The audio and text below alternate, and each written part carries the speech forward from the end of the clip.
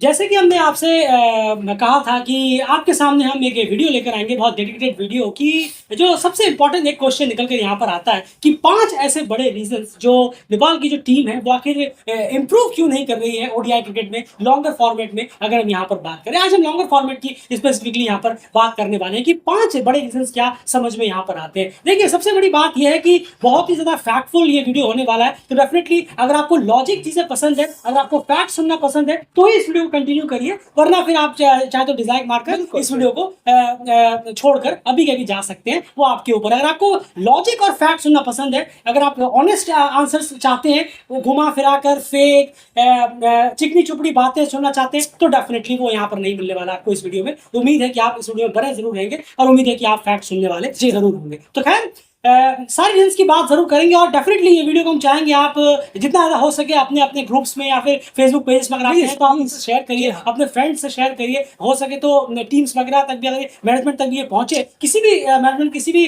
Group तक ये पहुंचे तो बहुत ज़्यादा बेटर होगा। खैर, इस वीडियो को शुरू करने से पहले एक चीज हम आपसे जरूर कहना चाहेंगे। देखिए, हमने इस क्रिकेट वर्ल्ड कप लीग 2 का जो राउंड है, इसको शुरू होने से 2 दिन पहले, इसके मेरे ख्याल से 16 से शुरू हुआ था यहाँ, 16 से, तो हमने 14 के आसपास इसका एक पोल कराया था दिल्ली क्रिकेट में भी, फेसबुक पेज में भी हमारे और यहाँ पर भी, जिसका रिजल्ट जो है आपके सामने हम रख रहे हैं। हमने पूछा था how many matches Nepal win out of 4 in upcoming cricket world cup league 2 tri series in Canada. अब यहाँ पर आप देखिए, जो पोल रिजल्ट्स आप देख रहे हैं, 58% को लगा कि 4 मैच नेपाल जीतेगा। उसके बाद 23% को लगा कि 3 के 3 मैच ही जीतेगा। कितने हो गए? 68, 78, 81% लोगों को लगा कि मिनिमम 3 मैच तो जीतेंगे ही, 3 अबव। उसके बाद अगर आप देखें यहाँ पर 12% को लगा कि कम से कम 2 मैचेस यहाँ जीतेंगे। आप इसको भी ऐड करेंगे तो 93% करीब करीब बन जाता है। 2 तक समझ में आता है, 2 तक बिल्कुल समझ में आता है, ठीक है हाँ, और 50-80% हो जाता है। अब आप सोचिए कि जहां पर क्रिकेट फैंस की जो गेम अवेयरनेस है वो इतनी कम है, वहां पर क्यों आखिर जो बाकी चीजें हैं वो इस तरह की देखने को हमें मिलेगी। देखिए, फेथ और होप होना अलग चीज है, ये ऐसे वो मत करिए। फेथ और होप एक अलग चीज है, ब्लाइंड हो जाना ये दूसरी चीज है, और ये ब्लाइंड होने का नमूना हमारे सामने दिखता है। टीम ने अवे में ना कुछ पास्ट में किया था कि जिसके बेसिस पर आप ये सोचें कि टीम बाहर जाकर बिल्कुल 4 के 4 या 4 में से 3 मैच जीत जाएगी, ऐसा तरह दिया। ना ही टीम ने रिसेंटली कुछ चीजें सीखी या बाहर जाकर कुछ बहुत टफ क्रिकेट खेला कि जिसके बेसिस पर आप कहें कि टीम 4 या 3 मैचेस जीत जाएंगी। टीम ने हमेशा बाहर जाकर स्ट्रगल ही किया है, चाहे वो कोई भी इवेंट हो, या तक कि T20 क्यों ना हो, फिर भी वो बाहर जाकर स्ट्रगल करती है। लेकिन आप सोचिए, गेम अवेयरनेस फैंस में इतनी कम है, क्यों लगता है कि 4 के 4 मैच नेपाल जीत सकती है। 2 तक हमने कहा, 2 तक बिल्कुल ठीक है, 2 पहले भी जीती हुई है। 4 मैच 3 मैच जाकर जीत जाएगी। ऑल ऑफ अ सडन वो टीम जो बाहर जाकर, जिनके प्लेयर्स का स्क्रीन से बाहर तक निकल नहीं पाते, तो इससे पता चलता है कितना कम गेम अवेयरनेस है, गेम के बारे में कितनी कम जानकारी है, तो क्रिकेट के बारे में कितनी कम जानकारी है, वो कई सारे फैंस में जो हमें इस पोल में भी देखने को मिला है। तो होप और फेथ को एक तरफ रखिए, बिल्कुल करिए, टीम पे होप होना चाहिए, अंधे मत बनिए। गॉड पे फेथ होना बहुत अच्छी चीज है, हर किसी को होना चाहिए और स्ट्रांगली होना चाहिए, लेकिन गॉड में पूरी तरह से फेथ में अंधे हो जाना वो बहुत ज्यादा दिक्कत का काम है, क्योंकि उसमें, उस सिचुएशन में आप एक अच्छा ह्यूमन बीइंग होना वो धीरे धीरे भूलते चले जाते हैं। अगर आप बिल्कुल अंधे हो जाते हैं किसी भी चीज में हो, चाहे वो इसमें हो, क्रिकेट में हो, किसी भी चीज में हो, ज्यादा अंधे मत होइए, थोड़ी आंखें खोलिए, थोड़ा क्रिकेट को समझिए, फिर जाकर आप अपनी राय वगैरह रखिए। उससे क्या फायदा होगा ये आगे आप वीडियो में अभी जरूर समझेंगे। 5 रीजंस क्या हैं, शुरुआत करते हैं। रीजन नंबर 1, पूरा वीडियो जरूर सुनिएगा, क्योंकि एक एक पॉइंट इंपॉर्टेंट है, तभी आप समझ पाएंगे कि आखिर क्यों इंप्रूवमेंट नहीं हो रहा। आप सोचेंगे 2-4 प्लेयर को चेंज कर दो इंप्रूवमेंट हो जाएगा, कुछ नहीं होगा। क्यों, आगे बात करेंगे। शुरुआत पॉइंट नंबर 1 से। जरूर देखिए, पॉइंट नंबर 1 है कि ओडीआई इन्वॉल्वमेंट जो है, 50 ओवर का इन्वॉल्वमेंट जो है, वो इस नेपाल पूल के साथ कहीं से भी नहीं है, नेपाल टीम के साथ कहीं से भी नजर नहीं आता। आप देखेंगे ये जो वर्ल्ड क्रिकेट लीग 2 का अनाउंस हुआ तो जाकर कुछ दिन पहले श्रीलंका में चले गए, लेकिन उससे पहले 2.5-3 महीना, पौने 3 महीना, 2.25 महीना ये टीम बैठी हुई थी। और ऐसे बैठी थी शायद जैसे कि कितने बड़े बड़े अचीवमेंट लेकर आई। जी हाँ, बड़ी बड़ी टीमें क्या जीतने के बाद फौरन प्रैक्टिस में उतरती हैं और तुरंत अपने आप को ढालती हैं, लेकिन यहाँ पर हमें कुछ और नजर आया। सीधा रेस्ट, कोई कुछ नहीं, कोई लेना देना नहीं। ऐसा लगता है कि शायद 50 ओवर शायद नेपाल खेलती भी ना हो, ऐसा 3 महीने में नजर आ रहा था। वहीं पर अगर आप देखें डोमेस्टिक को, अगर आप उठाकर देखेंगे तो पीएम कप का हाल देखिए आप। पीएम कप का बिल्कुल, पीएम कप का वो स्तर नहीं, वो क्वालिटी नहीं है पीएम कप के पास जो 50 ओवर की एक होनी चाहिए। प्लेयर्स की क्लासिफिकेशन जैसे कि हमने कुछ टाइम पहले शायद जी बनाया हाँ, भी वीडियो था। बनाया था हमने कि बिल्कुल। इसी पीएम कप को आप बहुत क्वालिटी वाला कर सकते हैं। किस तरह से क्लासिफिकेशन ऑफ प्लेयर्स का स्ट्रॉन्ग क्लासिफिकेशन ऑफ प्लेयर्स होने चाहिए। हमने पहले वीडियो बना रखा है, इस पे कितनी बार बोले हैं। डोमेस्टिक में भी कुछ भी स्ट्रेंथ नजर नहीं आता। बिल्कुल सही कहा आपने। और देखेंगे आप तो आज से 1 साल पहले भी टीम श्रीलंकन डेवलपमेंट के खिलाफ जी खेलती हाँ। थी। उससे पहले भी देखेंगे तो भी श्रीलंकन डेवलपमेंट, और आज भी जी। 2024 में भी इसी का साथ है। बिल्कुल। कोई बायलैटरल्स होते नहीं है। आप देखें, अगर आप देखेंगे कहाँ नेपाल ने बायलैटरल्स खेला होगा अवे में। अलग से 50 ओवर के अवे में जाकर, क्योंकि आप अवे की तैयारी कर रहे हैं, अवे में है ये सब मैचेस, तो आपको अवे में भी ध्यान रखना होगा। अब दौरा हो गया, कंप्लीट हो गया, खत्म हो गई, बात रात गई, बात गई वाली बात हो गई, अब भूल जाओ उसे। ये चीज काफी ज्यादा है जो नजर आती है। लेकिन तैयारी के लिहाज से 50 ओवर को देखेंगे तो कुछ भी खास नहीं है। ना डोमेस्टिकली को उठाकर देखे, ना बायलैटरल्स अरेंजमेंट देखे, अवे में जाकर बायलैटरल अरेंजमेंट हो, हर एक आध महीने में प्लेयर बिजी रहे, कुछ भी हमें नजर आते नहीं है। 2.5 महीने, 1.5 महीना, 2 महीना छुट्टी कर कर आते हैं, एक श्रीलंका चले जाते हैं और वापस से टीम में। बिल्कुल। और ये बहुत आसानी से हो भी कैसे जाता है जब हम देखते हैं, जब ये चीज़ें हो जाती हैं तो जो लगता है कि हाँ बहुत कुछ करा दिया गया, बहुत कुछ टीम जो क्रिकेट बोर्ड है वो कर रहे हैं, मैनेजमेंट जो है वो कर रहे हैं। वो जो हमने शुरू में आपको दिखाया कि अगर इतने ब्लाइंड फैंस होंगे, इतने कम अवेयरनेस वाले क्रिकेट फैंस होंगे तो डेफिनेटली उनका फायदा ही उठाया जी हाँ। और एशिया में आपको बहुत जगह मिलेंगे इस तरीके के। ये हम सिर्फ नेपाल की बात नहीं कर रहे, लेकिन फिलहाल यहाँ नेपाल की वीडियो की हम बात कर रहे हैं, नेपाल क्रिकेट फैंस की बात कर रहे हैं, तो वो हमें यहाँ पर देखने को नहीं मिलता। तो ये अगली बात है। उसके बाद यहाँ पर हम बात करते हैं सेकंड पॉइंट की, वेस्टेज ऑफ ए साइड्स। जी हाँ, ये बहुत ही बड़ा पॉइंट यहाँ पर निकल कर आता है। वो है ए साइड जो टीम ने बनाई है वो कंप्लीटली बैट कर इतनी जंग लग रही है, वही काम हो रहा है। आप सोचिए 2 सीरीज कराई ए साइड की और वो ए साइड बैठ गई। हाँ। 2-3-4 महीने हो गए उस ए साइड का कोई फिक्सर नहीं, कोई मैच नहीं, कुछ भी नहीं। ए साइड्स को आप टीम तैयार क्यों करती है? ए साइड्स होती किस लिए? कि वो लगातार एक आध महीने में लगातार कहीं ना कहीं टूर कर सके। कितना अच्छा होता कि ये टीम अवे में जाकर, ए साइड्स अवे में छोटे छोटे देशों में जाकर ट्रैवल करती है, वहां पर जाकर उनकी टीमों के खिलाफ मैचेस खेलती। लेकिन ए साइड को बस एक जगह पैक कर बिठा दिया गया। अब आप सोचिए उसमें फिर प्लेयर्स की क्लासिफिकेशन भी आप देखिए, ए साइड के प्लेयरों को 1000 बार चेंज किया जाता है। विनोद भंडारी है। विनोद भंडारी बताइए ए साइड में क्या कर रहे हैं? क्या वो आने वाले फ्यूचर टाइम पर टीम के स्क्वाड में जुड़ेंगे? ए साइड लोग क्यों बनाते हैं कि या तो कोई आउट ऑफ फॉर्म बैट्समैन को आना चाहता हो, या फिर नए लड़के जिन्हें स्क्वाड में मौका चाहिए आने वाले वक्त में। विनोद भंडारी ये साइड में क्यों खेलते हैं? क्या आप सोच, इससे आप अंदाजा लगाइए कि क्या सीरियसनेस है ए साइड को लेकर। बनाकर बस रख दिया है लोगों को दिखाने के लिए, फैंस को दिखाने के लिए कि देखिए हमने काम चल रहा है, ये काम चल रहा है। 3 महीने से 4 महीने से बैठे हुए हैं। आयरलैंड और कनाडा के खिलाफ एक सीरीज खेली थी, बस हो गया, उसके बाद बंद, वो भी अपने घर में। दिक्कत अवे में है, सीरीज घर में हो रही है। ए साइड को तो 90% अवे में दौरे करने चाहिए। अब क्यों? क्योंकि टीम अवे में बहुत बड़ा सरदर्द अपने साथ लेकर जाती है, और इस साल तो घर में भी बहुत बुरा हाल है। 3 ओडीआई भी हारे, ट्राई सीरीज भी हार गए थे। तो ए साइड, अब सोचिए मॉन्टी सर ने कहा था कि हम एक पूल ऑफ प्लेयर्स तैयार कर रहे हैं। ए साइड जब अनाउंस हुई थी, हम एक स्ट्रॉन्ग पूल ऑफ प्लेयर्स, ये पूल ऑफ प्लेयर्स तैयार करेंगे। आप ऐसे कैसे तैयार हो जाएंगे? प्लेयर टीम तो खेलती ही नहीं है मैचेस। 3 महीने 4 महीने तक ए साइड खेलती ही नहीं है मैचेस। सीनियर नहीं खेल, सीनियर टीम्स 2.5 महीने तक मैच नहीं खेल रही है। वर्ल्ड कप में एक भी मैच नहीं जीत के आई वो टीम, 2.5 महीने तक मैच नहीं खेल रही है। और ए साइड तो छोड़ ही दीजिए, सोचिए ए साइड का क्या हाल होगा। ऐसे सीरियसनेस नहीं आने वाली, कभी भी लॉन्गर फॉर्मेट में टीम इंप्रूव नहीं करेगी अगर आप ये सब चीजें ठीक नहीं करेंगे। अभी 3-4 पॉइंट और इंपॉर्टेंट है, वो और ज्यादा चोट मारती है सच्चाई पर। अगर आप बने रहेंगे तो उसे भी जरूर सुन पाएंगे। एंड पॉइंट नंबर 3, बिल्कुल। अब देखें कि जो परफॉर्मेंसेस हो रही है प्लेयरों की, अगर हम बात करें रिसेंटली, आप देखें पूरे थ्रू आउट द वर्ल्ड 1-2 सालों में, जी 1-2 सालों में जो चल रहा है, आप प्लेयरों के एवरेज को उठाकर देखें। आज फुल मेंबर्स में, अभी हम कुछ टाइम पहले दुलीप ट्रॉफी में बहुत मजा आया देखने में। कुछ हमें यंग इंडियन प्लेयर्स देखने को मिले, बहुत अच्छा लगा, बहुत अच्छा टाइम स्पेंड भी हुआ, सीखने को भी बहुत मिला वाकई में। उसमें चेतन शर्मा सर थे, जी हाँ, शायद या अंजुम मैम थी शायद, वो ऐसा कह रही थी या कह रहे थे कि पहले तो ये था कि आजकल तो 40 के एवरेज वाले बल्लेबाज होने चाहिए, तब जाकर टीम एक अच्छी नजर आती है, जहां 40 के एवरेज के बल्लेबाज उस टीमों में ज्यादा लॉन्गर फॉर्म। अब आप बताइए, चलिए डेली क्रिकेट तो चलिए मान के चलिए, अगर ठेंगा है, कुछ भी नहीं जानता क्रिकेट के बारे में, तो इतने बड़े जो प्लेयर रहे हैं, इतने अच्छे नामी प्लेयर हैं, जो मैम हो, चेतन सर हो, वो तो खैर नामी है ना, वो ऐसा क्यों कह रहे हैं कि 40 के एवरेज वाले प्लेयर आज होने ही चाहिए ताकि टीम में अच्छा लगता है देखने में। बिल्कुल, एंड सिर्फ उनकी बात नहीं है, जो भी क्रिकेट को समझता है, चाहे वो 18 साल का हो या 48 साल का या 68 साल का, जिसे क्रिकेट की बहुत अच्छी नॉलेज है, वो ये समझेंगे कि एवरेज, अच्छा एवरेज, कंसिस्टेंट एवरेज कितना इंपॉर्टेंट है। बस बात ये है, आप नेपाल के बल्लेबाजों के एवरेज उठाकर देखें, क्या एवरेज है, 19, 25, 28,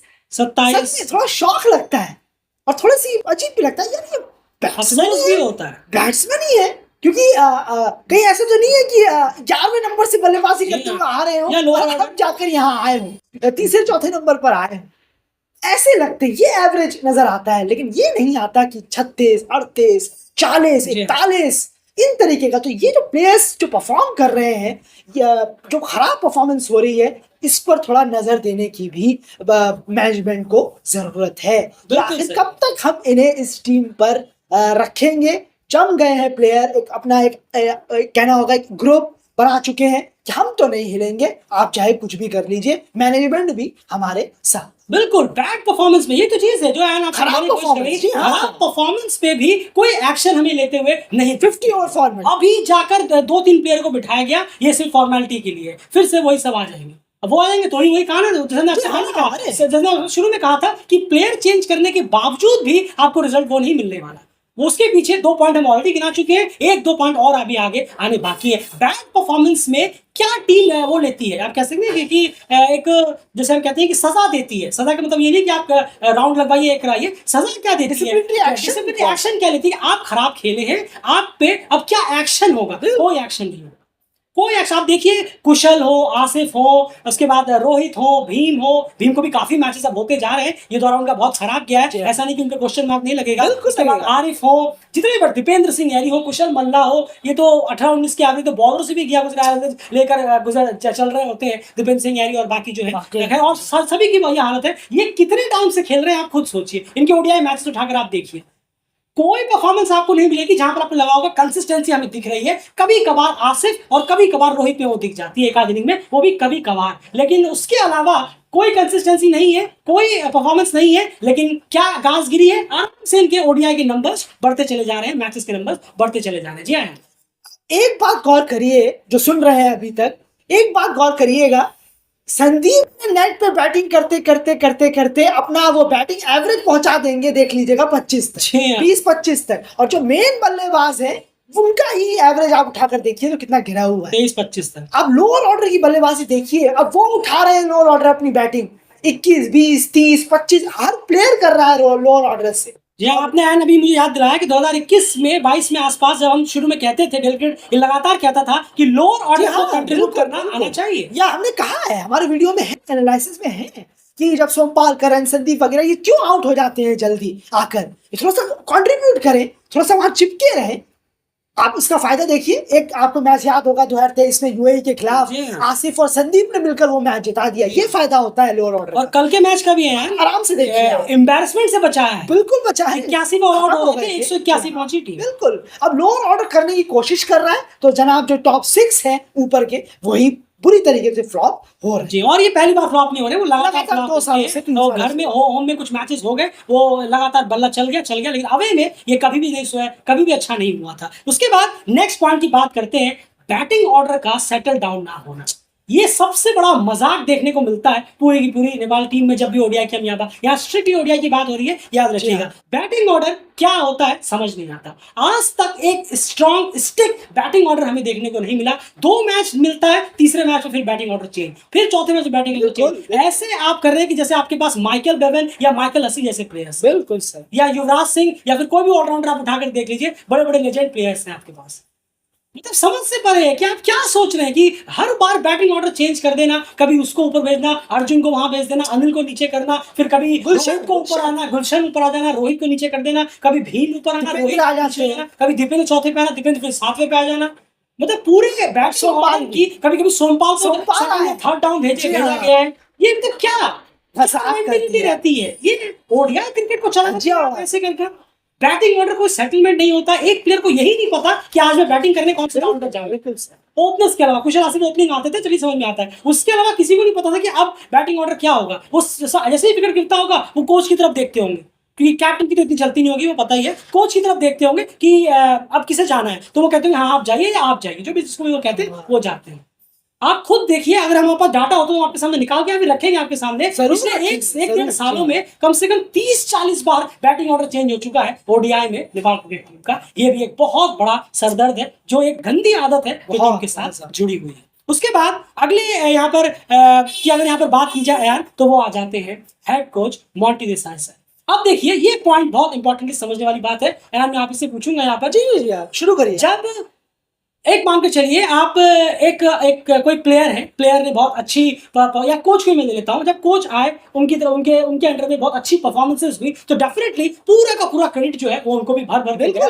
जब फैंस हो, क्रिकेट बोर्ड हो, मैनेजमेंट हो, मीडिया हो, सब ने भर भर कर यहाँ पर तारीफ की। और क्योंकि जब उनके अंडर मैच जीत रहे थे तो ऑब्वियस सी बात है कि तारीफ वहां पर बनती थी। लेकिन जब टीम का परफॉर्मेंस खराब हो रहा है और कंसिस्टेंसी से खराब हो रहा है, ये नहीं कि सिर्फ एक दो बार हो गया तो चलिए उसे अवॉइड कर सकते हैं, लेकिन कंसिस्टेंटली अगर खराब हो रहा है, लगातार खराब हो रहा है इस लॉन्गर फॉर्मेट में, तो कोच पे कोई ब्लेम नहीं जाता। इससे बड़ा हिपोक्रेसी और क्या होगा। बिल्कुल सर। तारीफ के टाइम पर कोच, लेकिन खराब परफॉर्मेंस हो तो कोच नहीं, प्लेयर्स है ये या वो, ऐसा नहीं हो सकता। प्लेयर्स के साथ साथ कोच की भी जिम्मेदारी बनती है कि वो भी इस चीज को ले कि वो आखिर फेल कहां पर हो रही है। से आप समझाने की कोशिश करें। नहीं जरूर, देखिए ये बहुत ही अजीब है। अगर आप देखेंगे हेड कोच का जो एक मंत्रा है, एक फ्लॉप मंत्रा, जी हाँ, जिसे हम कहेंगे, तो अजीब सा एनवायरनमेंट बना के रखा हुआ है। ये सॉरी टू से ये मैंने कभी नहीं देखा है।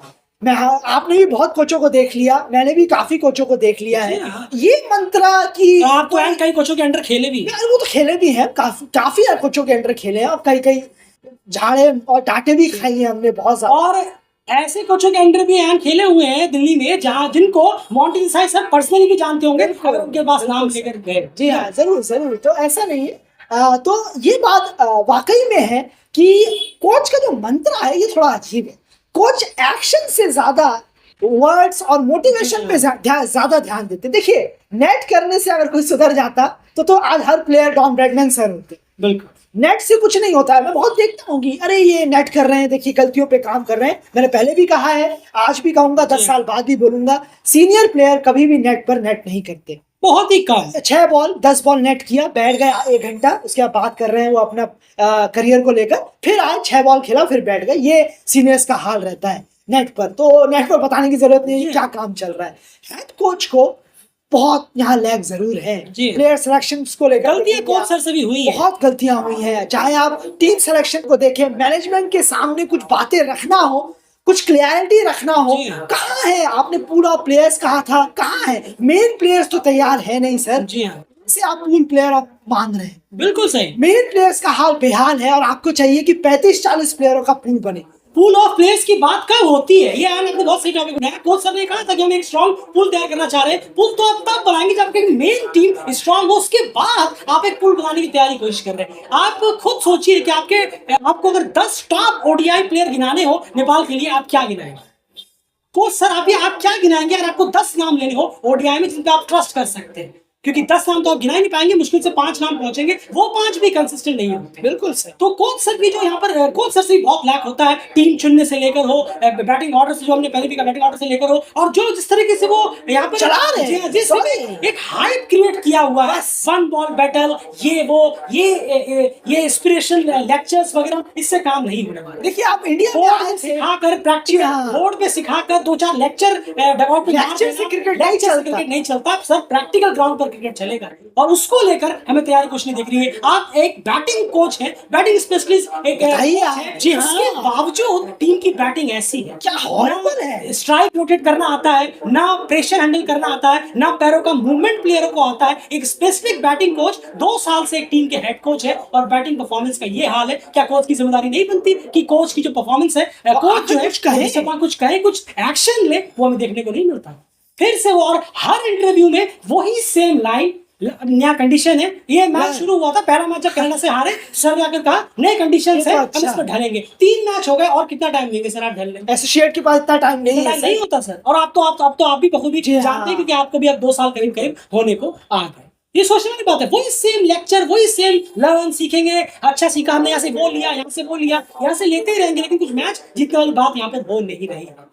डेफिनेटली जो रोड मैप सर आपने बनाया हुआ है ओडीआई में टीम को बेटर करने का, वो कंप्लीटली फ्लॉप है। जो भी प्लान्स आपने बनाए हैं ओमान के खिलाफ, जो भी हो, ओमान के खिलाफ लास्ट में जीतते रहे तो कोई फर्क नहीं पड़ता, ये वीडियो वहीं का वहीं रहेगा, वो प्रॉब्लम्स वहीं की वहीं रहेंगी, कोई फर्क नहीं। ओमान खुद बहुत स्ट्रगल कर रहा है। आप देखिए पिछले मैच में क्या हाल हुआ, ओमान ने फिर भी हरा। आप बताइए, आप हरा भी दिया तो भी एक ओमान होगा एक नेपाल होगा, 3 मैच आप ऑलरेडी हार चुके हैं। तो ये सोचने वाली बात है। तो कोच सर का भी रोल जो है वो बिल्कुल समझ नहीं आता। वन बॉल बैटल वो कहते हैं, वन बॉल बैटल का जो टैग लगा हुआ है जो चला रहे हैं वो तो हमने पहले ही एक्सपोज कर दिया था। बकवास वो है। वन बॉल बैटल सिर्फ हैशटैग यूज करने से नहीं होता, वो फैंस को बड़ा एक्साइटेड लगता है, लेकिन प्लेयर्स के अंदर वन बॉल बैटल जैसी कोई बात नजर आती नहीं है। तो 2 बॉल बैटल करते हैं, तीसरी बॉल में आउट ऑफ द पार्क करते। क्रिकेट लेक्चरों से नहीं चलता, लेक्चर कॉलेज और यूनिवर्सिटीज में अच्छे लगते हैं। क्रिकेट जो है वो एक्शन से चलता है, प्रैक्टिकल से चलता है। यहाँ प्रैक्टिकल होना चाहिए और उसके लिए प्रैक्टिकल के लिए लेक्चर्स नहीं मैचेस होने चाहिए। बिल्कुल सही कहा आपने। तो यहाँ पर ये कहीं ना कहीं कुछ टॉपिक निकल कर आते हैं और उसके बाद अब यहाँ पर अगर आपके सामने हम प्रेजेंट करें जो नेक्स्ट टॉपिक है वो आ जाता है मैनेजमेंट के बारे में।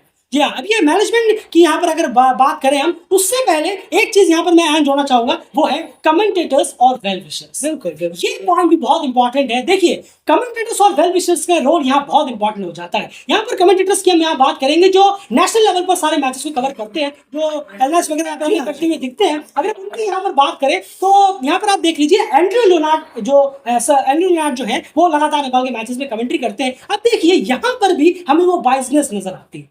अब आप सोचेंगे इससे नेपाल की परफॉर्मेंस का क्या लेना देना है? बिल्कुल है, बड़े जरूर रही है। अब देखिए जब भी वो कमेंट्री करते हैं हमें मैच के बारे में इनसाइट्स कम और नेपाल टीम के बारे में ज्यादा बात होती हुई नजर आती है। देखिए जब आप सर कॉम बॉक्स में बैठते हैं ना, तब आपको सब भूल जाना है कि आप किसके साइड किसको सपोर्ट कर रहे हैं, किसको नहीं कर रहे हैं। ये जो गद्दी है, ये जब आप बैठते हैं इस सीट पर, वो बहुत अलग पोस्ट कहीं ना कहीं लेकर जाती है। इतना सा एक न्यूट्रल ऑडियंस को आप एक नेपाल के एक मैच में कमेंट्री सुनने के लिए आप बिठाएंगे 50 ओवर तक, एंड्रयू लियोनार्ड सर और बाकी कोई इनके साथ एक और कर रहा हो, वो भी बता देगा कि ये जो एंड्रयू लियोनार्ड सर जो है वो बहुत थोड़े से बायस नजर आ रहे हैं नेपाल की तरफ कमेंट्री करते हैं। ये बिल्कुल ठीक नहीं। आपको बताना चाहिए क्या गलतियां हो रही हैं, कहां पर काम नहीं हो रहा, यही रिपीटेटिव सेम मिस्टेक्स टीम कर रही है, ये गलती कहां हो रही है, वो गलती कहां हो रही है। आप वहां बैठे हैं, लाइव देख रहे हैं आप ये सब चीज, बिल्कुल तो आपको ऑन स्पॉट ये चीजें उठानी चाहिए ताकि आप उनके वेल विशर हैं, आप उनके सामने मौजूद हैं, तो और इससे क्लैरिटी मिलेगी जो आपको सुन रहे हैं कमेंट्री में कि अच्छा ये गलतियां नेपाल कर रहा है, क्योंकि आप कमेंट्री जॉब में है, वहां कमेंट्री कर रहे हैं, तो आपको बेहतर मालूम है कि गलतियां होती हुई दिख रही हैं, आप बात को कहीं और मोड़ दें। बिल्कुल सही कहा आपने। ये चीज हमने बहुत बार देखी है आपकी कमेंट्री में कि यहाँ गलती हुई है, आप उस गलती से हटाकर तुरंत आप किसी और टॉपिक पे चले गए, और ये एक बार नहीं है 10 बार देखने को मिला है। अब मैं आपको बताता हूँ कि इससे डायरेक्टली नेपाल की टीम का परफॉर्मेंस पर असर कैसे पड़ता है। अब होता क्या है, आप जिसे इतना ज्यादा फॉलो किया जाता है, आपसे बहुत उम्मीद होती है कि आप सच्चाई रखेंगे, वहां पर जो है जो फैंस आपको सुन रहे हैं वो भी इसमें जो है वो समझ नहीं पाते, नहीं शायद अच्छा ही चल रहा है, एंड्रयू लियोनार्ड सर तो ये कह रहे हैं तो चलिए ठीक है, बस ये गलती है, बाकी सब तो ठीक ही है। इससे फैंस में एक गलत हो जाता है कि वो एक ओवर हाइप होते हैं और वो समझ नहीं पाते कि क्या ये सही कह रहे हैं, अरे ये कह रहे हैं तो सही होगा, ये कह रहे हैं तो सही होगा, ये एक तो गलती ठीक हो जाए, बाकी तो सब ठीक ही है। ये चीज उन पे अफेक्ट करता है और फिर वही जो है वो जो फैंस का जो रिएक्शन है वो बहुत ढीला हो जाता है। जब भी सामने मैनेजमेंट या कोच आते हैं वो कुछ भी चिपकाते हैं, फैंस मान लेते हैं, अरे हाँ ठीक है, चलिए लॉजिक गया आउट ऑफ द विंडो। ये इफेक्ट पड़ता है कि कमेंटेटर्स और वेल विशर्स भी, चाहे वो बड़े पेजेस हो या कोई भी हो, या जो भी नेपाल क्रिकेट जो एक्सपर्ट्स वगैरह हैं, उन्हें ये चीजें रखनी चाहिए, गलतियां समझानी चाहिए, सिर्फ शुगर कोटेड चीजें ना रखें। ये बैकफायर ही करता है हमेशा। कोई भी लोग हो बैकफायर ही करेगा आप पे, ये अच्छा आपके लिए कभी भी नहीं करेगा। उसके बाद यार यहाँ बात करें अगर एक और पॉइंट की, मनी एंड फेम, ये तो खैर बिल्कुल चला आ रहा है। देखिए इसका बहुत बड़ा इम्पैक्ट है इस वक्त नेपाल के प्लेयर्स के अंदर, बहुत बड़ा इम्पैक्ट है। आप देखेंगे कुछ टाइम पहले एक सीरीज हो रही थी नेपाल की, जिसमें शायद कंपनी का नाम हमें याद है, लेकिन हम चलिए लेंगे नहीं, कोई बात नहीं। उन्होंने चौकों और छक्कों पर पैसा देने की बात कही थी। इतना बकवास ये था, ये आइडियोलॉजी जिसकी भी थी, ये हम ऑल ओवर क्रिकेट कहेंगे, लेकिन बात यहाँ नेपाल की हो रही है। इसलिए जिसका भी आइडिया रहता है कि चौके छक्के पर पैसा बांटो, ये वाला आइडिया उसको कहीं और ही होना चाहिए, ऐसे क्रिकेट में नहीं आना चाहिए कम से कम ऐसे लोगों को। लेकिन बिजनेसमैन है तो आप क्रिकेट में भी घुस चुके हैं। तो वहां पर कुछ टाइम पहले ये था कि एक चौके पे इतना पैसा मिलेगा, एक छक्कों पे नेपाल टीम को इतना पैसा कलेक्ट कर दिया जाएगा। ये हाल है आज क्रिकेट का, नेपाल की अगर हम बात करें। बिल्कुल। और अब अगर हम देखें मनी और फेम जो हम बात कर रहे हैं यहाँ पर, वो ये है कि एग्जैक्टली अगर आप देखेंगे कि पिछले साल से जब 2023 में बहुत जीतें मिली हैं, तो काफ़ी ज़्यादा प्राइवेट कंपनीज जिस तरीके से आई, उन्होंने बोनांजा ऑफर दिए, मनी प्रोवाइड कराया, यहाँ पर प्लेयरों को रिवार्ड के तौर पर खूब सारे अपने यहाँ पर इनविटेशन में बुलाया, वहाँ पर रिवार्ड भी दिया, भर भर कर टीम ने जो भी जीते थे। तो एक चीज़ ज़रूर है कि प्लेयरों पर जो इतनी ज़्यादा जो एक कहना होगा ओवरलोड मनी का जो एक बौछार हुआ है, उस पर भी काफ़ी ज़्यादा इम्पैक्ट ज़रूर पड़ा है। थोड़े से प्लेयर कहीं ना कहीं ये नज़र आता है कि प्लेयर शायद थोड़ा लाइटली अपने आप को ढीला छोड़ चुके हैं, कि ज़्यादा इररिस्पॉन्सिबल होते जा रहे हैं इस चक्कर में। जितना फेम, जितना प्राइज उन्हें मिल रहा है, अगर आप देखेंगे अभी एक किस्सा हुआ, बड़ा अजीब सा किस्सा सुनने में आया। ये बहुत कम ही होता है ऐसा कि हारने वाले को भी यहाँ कुछ रिवार्ड दिया जा रहा है। एक एग्जांपल है, जैसे अभी 2024 के वर्ल्ड कप में नेपाल हार कर आया, सारे मैच हार कर आया, तो जाकर बोर्ड क्या कहता है कि हम इसे रिवार्ड देंगे, प्लेयर को इतना प्लेयर को, इतने कोच को हम इतने रिवार्ड देंगे, मनी देंगे। ये क्या बात होती है? हारने वाले को कब से रिवार्ड मिलने लगा? मेडल तो उन्हें मिलता है ना जो जीतते हैं, या रिवार्ड तो उन्हें दिया जाता है जो कुछ जीतते हैं, कुछ अच्छा करते हैं। तो ये समझ से परे है। और उस पर अगर आप देखें चौको छक्कों पर, पिछले साल ये हुआ था कि चौको छक्कों पर नेपाल की टीम को पैसा मिलेगा। जी कितना गंदा है, कितना गंदा है, सुनने में भी और देखने में भी। ये कोई तमाशा चल रहा है क्या? इंटरनेशनल गेम चल रहा है, देश के लिए खेला जा रहा है यहाँ, पैसों के लिए नहीं कि पैसा लगाओ तो चौके छक्के। कंपनी का नाम याद है लेकिन हम लेंगे नहीं, यहाँ पर कंपनी का अच्छी तरह नाम याद है। अजीबोगरीब बात है। और फिर आप देखें अभी एनपीएल का एक आध महीने से काफी शोर शराबा शुरू हुआ है। बिल्कुल। अच्छा, नेपाल प्रीमियर लीग की अगर बात करें, अब यहाँ पर शुरू हुआ है नेपाल प्रीमियर लीग, जिसको लेकर बहुत ज्यादा शोर शराबा वगैरह यहाँ पर है। डेफिनेटली तीन अभी ये सीरीज हो गई, एक मैच हो जाएगा, मान के चलिए वहां से जीत भी गए या हार भी गए, कोई भी फर्क नहीं पड़ता। अगर मान के जीत भी गए या मान के चलिए हार भी गए वो मैच, उसके बाद यूएसए स्कॉटलैंड से मैच करके आ गए, सब भूल गए। 2-3 दिन तक का सब धोना लगा रहेगा, फिर सब एनपीएल, ये रिवॉर्ड, वो रिवॉर्ड, ये ऑक्शन, ये पैसा, ये चौकाचौंध, ये तमाशा, ये प्लेयर आ रहे हैं, लाइमलाइट, सब भूल जाएंगे कि ग्रास रूट पर क्रिकेट की टीम, क्रिकेट की जो है वो धज्जियां उड़ चुकी है। ग्रास रूट पर कुछ तैयार नहीं है। प्लेयर ऑफ पुल्स, प्लेयर का जो पुल है वो तैयार नहीं है। हमें ग्रास डोमेस्टिक में हमारी वो स्ट्रेंथ नहीं है जो स्ट्रेंथ एक क्वालिटी प्लेयर्स प्रोवाइड करा कर दे, वो स्ट्रेंथ हमारे डोमेस्टिक में है, वो सब भूल जाएंगे। आप भी सब जितने भी है, क्रिकेटर्स हो, मैनेजमेंट हो, कोच हो, आप फैंस हो, जहाँ मेजॉरिटी ऑफ फैंस सब भूल जाते हैं। अरे एनपीएल आ गया, धमाका, चौका-चौंध, छक्का छक्का, ये देखो वो साथ बैटिंग कर रहा है, ये कर रहा है, ऑक्शन में इतना लग गया, इतना पैसा, ये वो पूरा लाइमलाइट से गायब हो जाएगा सब कुछ। सिर्फ अभी के लिए सब अफसोस करते हैं, फिर सब भूल जाएंगे। अब यही चीजें फायदा उठाने में काम आती है जो दूसरी की तरफ से। अब देखिए, जब सेंट्रल कॉन्ट्रैक्ट दिया गया, प्लेयर की परफॉर्मेंस को देखकर दिया गया, और ऐसा परफॉर्मेंस हो रहा है जब पहले के प्लेयर जो नेपाल के थे उनके पास कुछ भी नहीं था, तो मिलता था टूर का या टूर्नामेंट का पैसा मिल गया तो मिल गया, वहां पर जाकर टीम ने ओडीआई स्टेटस लेकर आए। आपको जब सेंट्रल कॉन्ट्रैक्ट मिल रहा है, टीम दे रही है, तो फिर वही बात आ गई है कि यहाँ मनी की बात फिर से आ गई। इररिस्पॉन्सिबल किस तरीके से हो रहे हैं प्लेयर को रिस्पॉन्सिबिलिटी लेने की जरूरत है जब उन पर इतना भरोसा। अब देखिए हैं, जो पहला सेंट्रल कॉन्ट्रैक्ट बना था, जो सबसे पहला, उससे पहले की बात कर रहा हूँ, उसके बाद जब दूसरा अनाउंस हुआ गया, उस बीच में कुछ भी परफॉर्मेंस नहीं थी प्लेयर्स की, लेकिन वो ए में ही रहे। जी हाँ, ए के ए में ही रहे, ना डिग्रेड हुए ना कुछ, परफॉर्मेंस कुछ नहीं है, फिर भी ए में ही रहे। ये आप देखिए, ये क्या तमाशा। नहीं, आप एक बात कह, और एक बात भी कही गई थी कि बहुत कहते हैं कि फाइनेंशियली स्ट्रांग होना है, नेपाल बहुत अच्छा जा रहा है फाइनेंशियली, हमें फाइनेंशियल स्ट्रांग होना है, ग्रो करना है। कह रहे थे यूएई को लेकर, आपने बहुत अच्छी बात कही थी, मैं चाहूंगा आप उसे दोहराएं कि यूएई और फाइनेंशियल स्ट्रांग कैसे ये मैचअप हो रहा है नेपाल। बिल्कुल सही। डेफिनेटली जो प्रेसिडेंट है या फिर जो भी कैन की मैनेजमेंट है, वो ये चीजें कहते हैं, हम सुनते हैं कि फाइनेंशियली हमें स्ट्रेंथ भी होना है, स्ट्रांग भी होना है, फाइनेंस अपना मजबूत करना है और बेटर करना है, प्लेयर्स का फाइनेंस। देखिए, सबसे बड़ी बात एक चीज है, फाइनेंस मजबूत तो यूएई का भी बहुत ज्यादा है। बिल्कुल। और यूएई का इतना फाइनेंस है कि अगले 50 साल और लग जाएंगे कई सारे देशों को कि यूएई के मुकाबले भी वो फाइनेंस स्ट्रेंथ कर पाए। हम एमिरेट्स क्रिकेट बोर्ड की बात कर रहे हैं, इसी पूरे यूएई की, सिर्फ Emirates cricket board. Emirates cricket board के पास फाइनेंस का तो इतना भंडार है कि वो अगले 50 साल तक 10-15 एशियन टीमों को आराम से बैठकर चला सकते हैं, उनका क्रिकेट भी, साथ में खुद का क्रिकेट भी। लेकिन उनका क्रिकेट कहां तक पहुंचा देख लीजिए। क्यों ना वो अपने ग्रास रूट पर ध्यान देते हैं, ना उनका डोमेस्टिक में वो ध्यान देते हैं, ना ही अपने कोचिंग वगैरह में, ना ही प्लेयर्स पे उतनी उनकी फोकस रहती है। उनका सिर्फ दो ही मकसद होते हैं, अपने यहाँ भर भर के बैटिंग कंपनीज की लीग्स वगैरह करवाना और फुल मेंबर्स को अट्रैक्ट करना। और दूसरी चीज कि बस जैसे चल रहा है चलते रहने देना। एक क्रिकेट बोर्ड रहेगा तो इसके सारे हमारे टाई अप अच्छे होते हैं, इंडिया से, पीसीबी से, और बाकी देखिए अफगानिस्तान ने अपना होस्ट बना बिल्कुल सही। तो ये चीज है। तो अगर फाइनेंस से सब कुछ होता तो यूएई बहुत बड़ी टीम होती है, स्कॉटलैंड नीदरलैंड नहीं बल्कि यूएई नंबर 1 टीम होती है स्टेट में। तो ये आपके सामने एग्जांपल है, सिर्फ फाइनेंस स्ट्रॉन्ग करने से कुछ नहीं होने वाला, आपको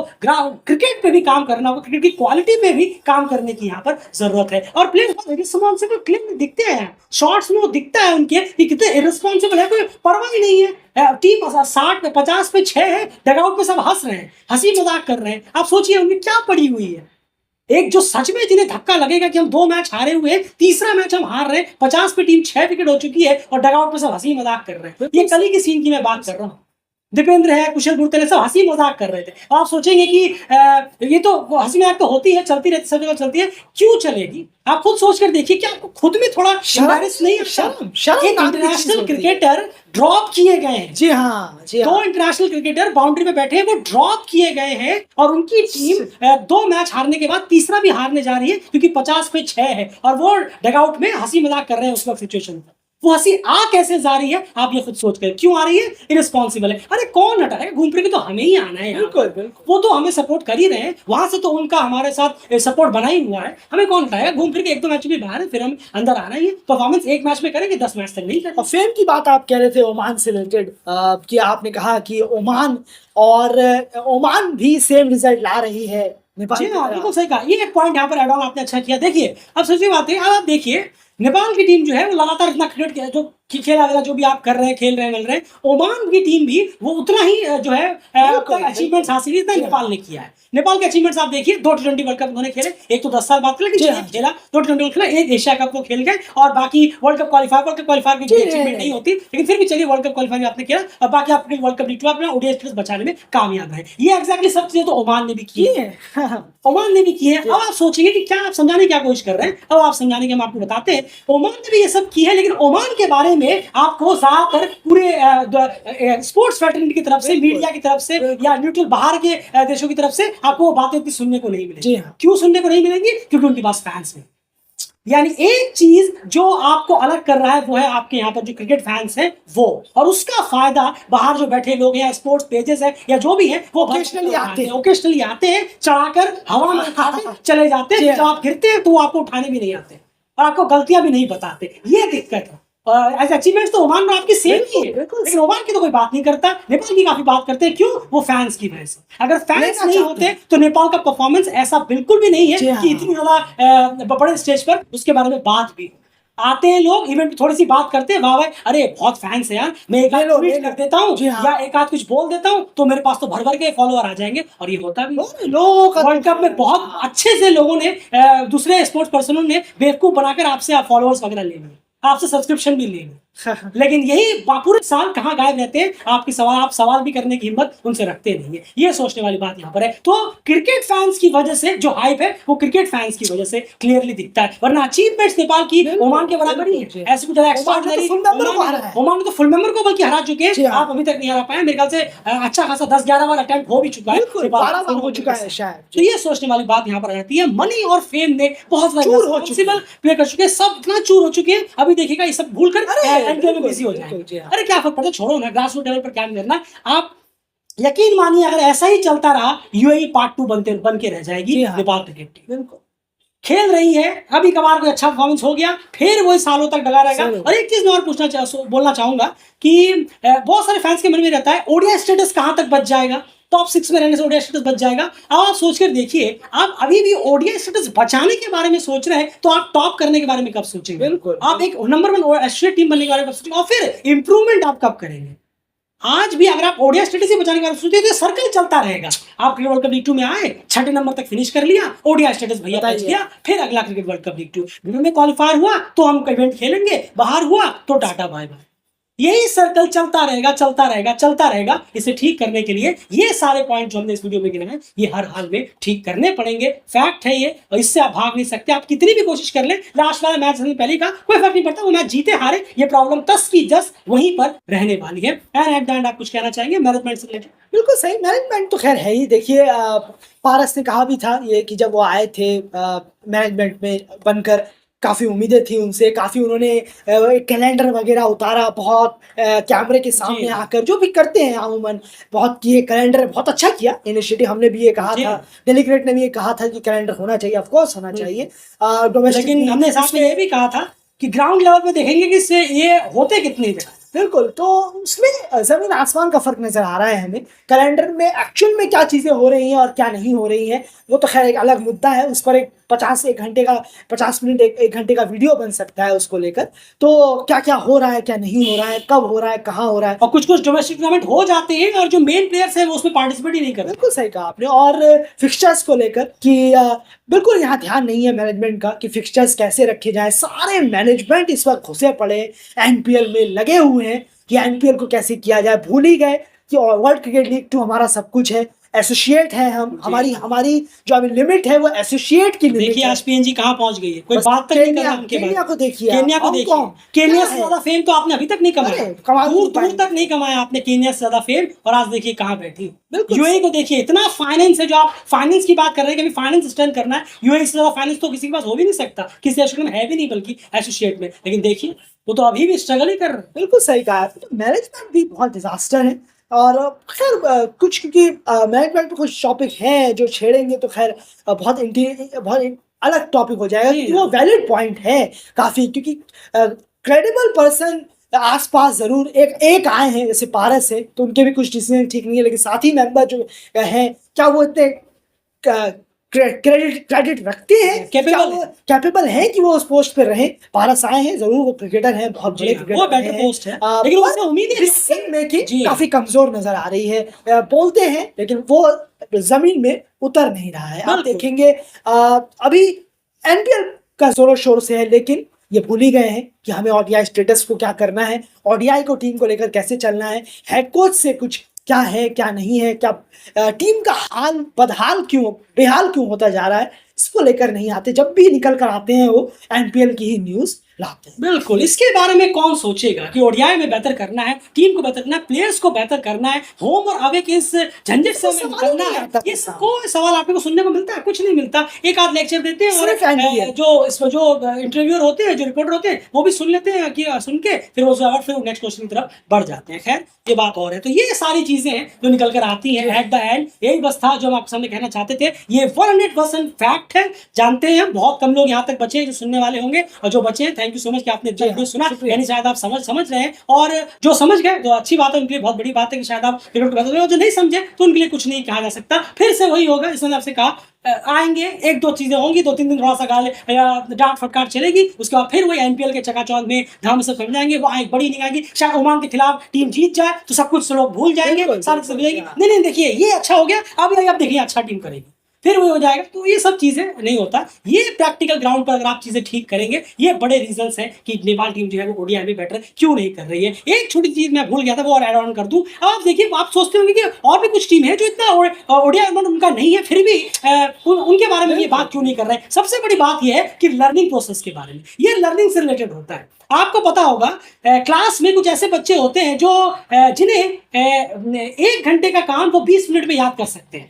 अगर एक पैराग्राफ है, उन्हें अगर किसी को 15 मिनट लग रहा है तो वो 5 मिनट में कर तेज लर्नर, तेज लर्नर, स्मार्ट और कुछ लोग होते हैं जो 15 मिनट का जो लर्न करने का टाइम है उसे वो 30 मिनट में याद कर पाते हैं। ये प्रॉब्लम यहाँ पर है। जो नेपाल के जो प्लेयर्स हैं उनमें लर्निंग स्किल्स जो है वो काफी स्लो है, बहुत स्लो है। वो स्लो है। वो बढ़ाने के लिए भी वो कोच का काम है। बहुत कोच का। यही हम कह रहे हैं कि हेड कोच की भी यहाँ जिम्मेदारी बढ़े। वो कोच सर का काम है कि कैसे लर्निंग स्किल तेज हो। नेपाल के प्लेयर्स अगर एक चीज को 10 दिन में सीखना है, वो उसे 30 दिन लगा देते हैं सीखने में, और या फिर कल चले ही जा रहे हैं, सीख भी नहीं पाते। ये चीज की दिक्कत है। बाकी टीमों तो इसलिए उनका कम में भी गुजारा हो जाता है और आपका नहीं हो पाता। ये सब बहुत फैक्ट चीजें हैं। बहुतों को तो सब बकवास भी लगेगा और चले भी गए छोड़कर, लेकिन कोई फायदा नहीं। देख लीजिए, डेलीगेट तब से अब तक कह रहा है और बातें वो अभी की वही की वही सच्चाई पे टिकी हुई है। फिलहाल इस वीडियो में इतना ही। बने रहिए डेली चैनल के साथ। इस वीडियो को प्लीज रिक्वेस्ट है आपसे, शेयर जरूर करिए, अपने फ्रेंड्स को सुनाइए, अपने दोस्तों को सुनाइए, अपने फेसबुक पेज में जाइए। आप चाहे तो इस वीडियो को उठाकर पूरा वहां पर अपलोड कर दीजिए। कोई कॉपीराइट वगैरह कुछ नहीं आने वाला, क्योंकि आज तक किसी को अपलोड भेजा भी नहीं है। बहुत जगह हमने देखे हमारे पोस्टर्स को, इन कोई मतलब नहीं बनता। हमारा काम रहता है कि हम आपके सामने फैक्ट रखें। आप चाहे तो ये वीडियो को अपलोड करें, शेयर करें, कैसे भी करें, बस लोगों तक पहुंचाएं जरूर। फिलहाल इस वीडियो में इतना ही। अगर वीडियो पसंद आए, आंसर्स पसंद आए, तो वीडियो को लाइक जरूर करते रहिए।